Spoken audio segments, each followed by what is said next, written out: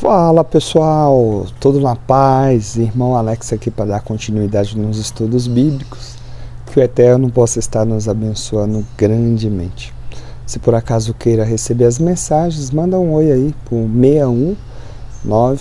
61991192421, Irmão Alex, beleza? Nós estamos lendo um livro ali, eu vou deixar aí na tela, A Doutrina Bíblica dos Anjos, Estudo sobre a Natureza e o Ofício dos Seres Celestes, beleza? Escrito por Severino Pedro da Silva. Pessoal, hoje nós estamos no vídeo parte 11, né? E fala os anjos e sua realidade, beleza? Tá trazendo muitas informações bacanas aqui com relação aos anjos, né? Seus ofícios, suas aparências, seu ser. E uma coisa que a gente tem que focar, o nosso foco é no eterno, né? O nosso foco é em Yahushua, né? No Messias, né? Em Jesus, beleza? Então vamos lá. Sua realidade. A palavra anjo, como já tivemos ocasiões de verificar, tem vários significados e aplicações, dependendo do contexto. Pode se referir-se ao eterno, Gênesis capítulo 18, verso 1 ao 13, Gênesis capítulo 22, verso do 11 a 17. A Cristo, Mateus capítulo 3, verso 1, Apocalipse capítulo 8, verso 3 a 5, Apocalipse capítulo 10, versículo 1 em diante, aos homens, Mateus capítulo 2, verso 7, Malaquias capítulo 2, verso 7, Mateus capítulo 11, verso 10, Apocalipse capítulo 1, verso 20, Apocalipse capítulo 2, verso 1, Apocalipse capítulo 2, verso 8, verso 12 e verso 18. E Apocalipse capítulo 3, verso 1, 7 e 14. E aos seres espirituais, como está em foco no presente livro. Interessante aqui, ele pode, então a palavra anjo, ele pode significar, dependendo do contexto, ao eterno, ao Messias, a homens e a seres celestes. E incrível que pareça, existem pessoas mal intencionadas, pega aquelas passagens que está se referindo o anjo a homens, né, para dizer que não existe. Quando fala em anjo, está falando em seres humanos, não tem nada a ver com seres espirituais, né, para poder negar o lado espiritual. Tem pessoas, infelizmente, tem pessoas que fazem isso. Então vamos lá, então, continuar. Para alguns teólogos, a passagem de Mateus capítulo 18, Mateus capítulo 18, verso 10, onde lemos: Vinde, não desprezei alguns destes pequeninos, porque eu vos digo que os seus anjos nos céus sempre veem a face do meu Pai, que estás nos céus. Refere-se a espíritos humanos.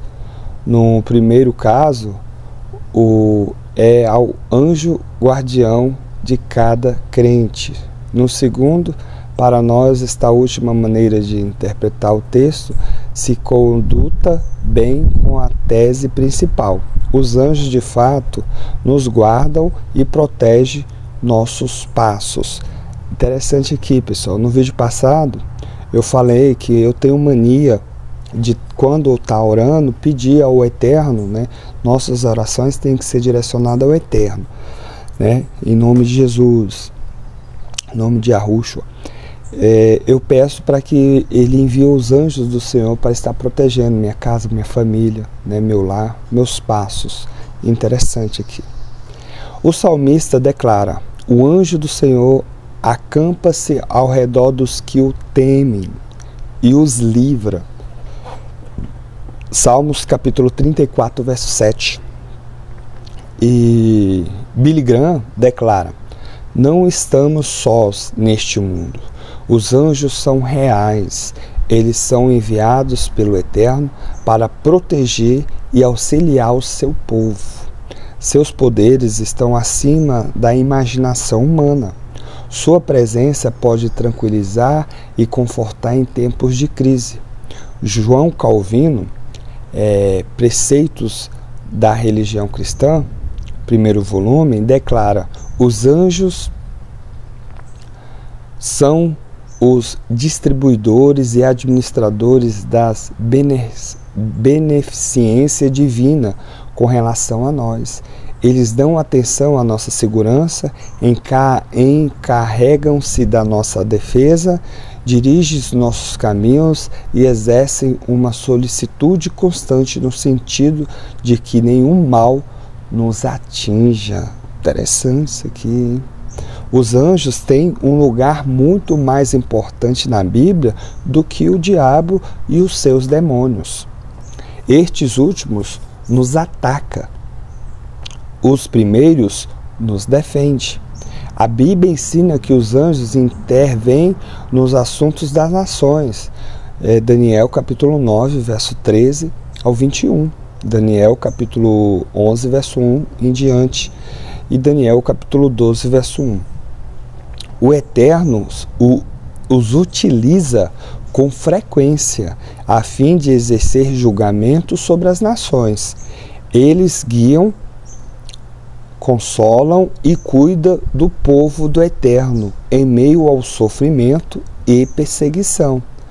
Billy Graham diz em um trecho do seu livro, em meio a crises mundiais que estamos destinados a atravessar nos anos vindouros. Esse tema sobre os anjos será de grande conforto e inspiração para os que creem no Eterno. É um desafio aos incrédulos para que acreditem. Este ministério dos anjos, quanto à nossa segurança e bem-estar, parece que começa logo na infância e continua durante a vida toda. Os anjos nos observam, 1 Coríntios capítulo 9, verso 9, 1 Coríntios capítulo 4, verso 9, um fato que deve influenciar a nossa conduta, Números capítulo 22, verso 34, eles recebem os espíritos dos cristãos quando partem desta vida para a eternidade, Lucas capítulo 16, verso 22. O apóstolo Paulo alude aos anjos como espectadores e interessados na conduta dos seres do Eterno. E em 1 Coríntios capítulo 6, verso 3, o apóstolo refere-se a certos anjos que serão julgados pelos santos. Evidentemente, isso se dará por ocasião do grande trono branco, quando grandes os anjos e pequenos os homens ali serão julgados. 1 Coríntios capítulo 6, verso 3. Judas, versículo 6. A casa de oração é uma corte adornado com a presença de poderes angelicais. Ali estamos nós, cantando e entoando hinos ao Eterno, cantando com os anjos entre nós, como nossos associados. E foi com alusão a eles que Paulo requereu tão grande cuidado com a relação à decência e acrescentou, por causa dos anjos. Stimbes observa, num pensamento judaico, os anjos mantinham um importante lugar como mediadores da revelação do Eterno ao seu povo e, por consequente, o escritor da carta aos Hebreus passa a demonstrar a superioridade do Messias sobre os anjos.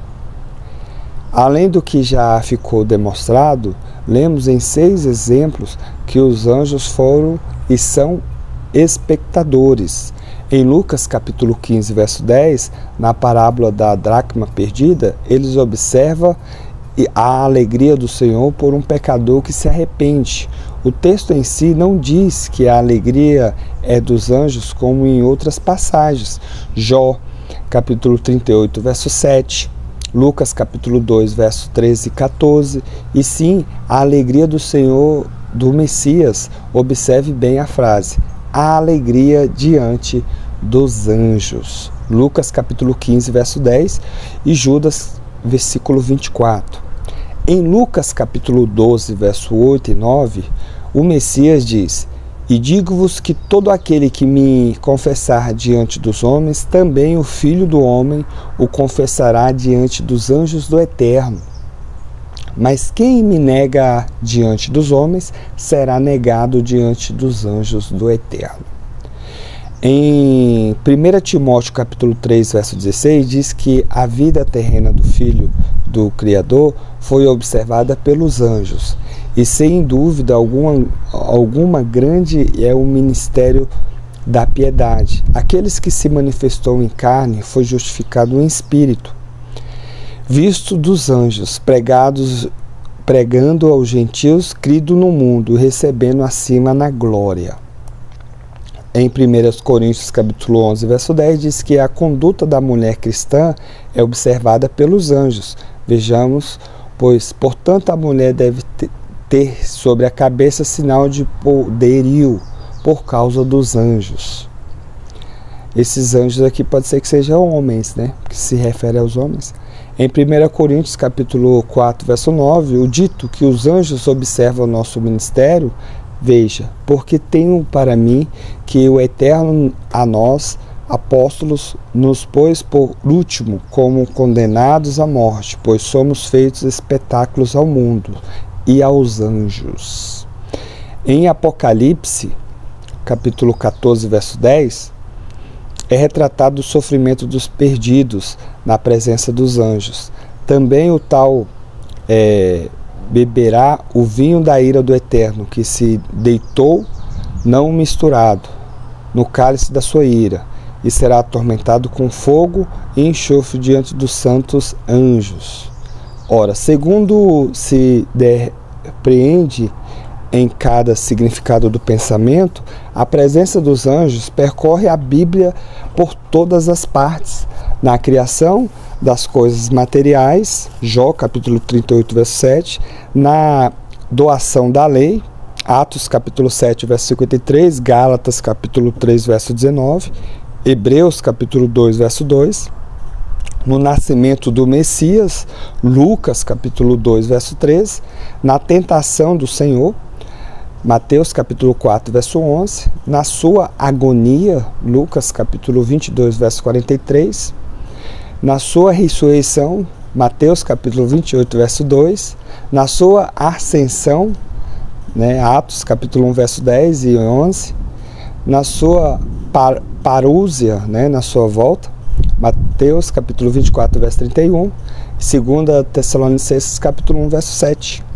Podemos, portanto, ter consciência da realidade das vastas hortas dos maus apenas através da meditação das Escrituras, que registra essas verdades, e através da oração.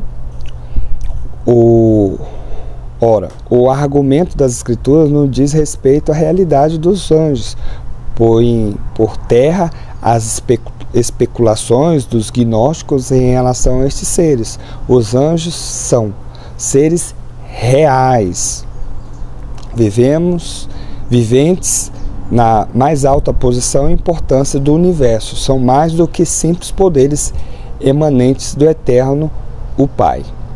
Beleza, pessoal? Esse vídeo ficou um pouco grande, mas os anjos são reais. Beleza? Fique na paz e um abraço do irmão Alex.